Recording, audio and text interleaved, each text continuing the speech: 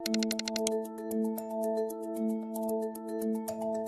name is Matthew Walker. I am a professor of neuroscience and psychology at the University of California, Berkeley, and I am the author of the book, Why We Sleep. We certainly know that a lack of sleep will actually prevent your brain from being able to initially make new memories. So it's almost as though without sleep, the memory inbox of the brain shuts down and you can't commit new experiences to memory. So those new incoming informational emails are just bounced and you end up feeling as though you're amnesic. You can't essentially make and create those new memories. We also know that a lack of sleep will lead to an increased development of a toxic protein in the brain that is called beta amyloid, and that is associated with Alzheimer's disease, because it is during deep sleep at night when a sewage system within the brain actually kicks into high gear and it starts to wash away this toxic protein, beta amyloid. So if you're not getting enough sleep each and every night, more of that Alzheimer's related protein will build up. The more protein that builds up, the greater your risk of going on to develop dementia in later life. What are the effects of sleep deprivation on the body? Well, there are many different effects. Firstly, we know that sleep deprivation affects the reproductive system.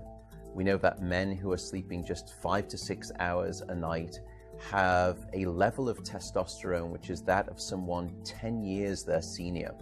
So a lack of sleep will age you by almost a decade in terms of that aspect of virility and wellness. We also know that a lack of sleep impacts your immune system.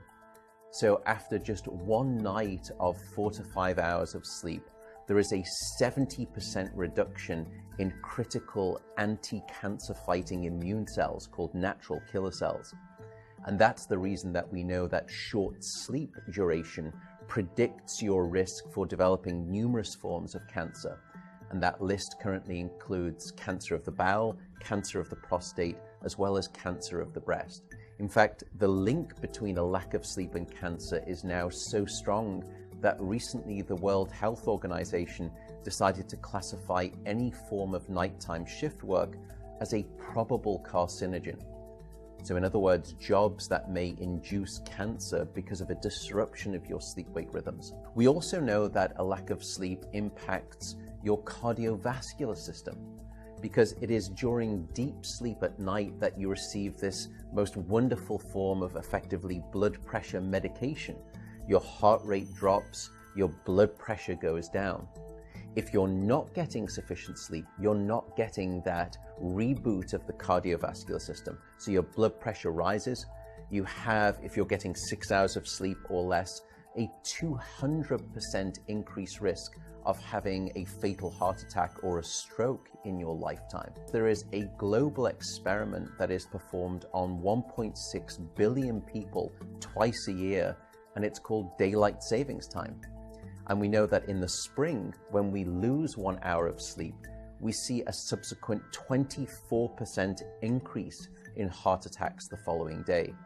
Another question perhaps is, what is the recycle rate of a human being? How long can we actually last without sleep before we start to see declines in your brain function or even impairments within your body? And the answer seems to be about 16 hours of wakefulness. Once you get past 16 hours of being awake, that's when we start to see mental deterioration and physiological deterioration in the body. We know that after you've been awake for 19 or 20 hours, your mental capacity is so impaired that you would be as deficient as someone who is legally drunk behind the wheel of a car. So if you're to ask me what is the recycle rate of a human being, it does seem to be about 16 hours, and we need about 8 hours of sleep to repair the damage of wakefulness. Wakefulness essentially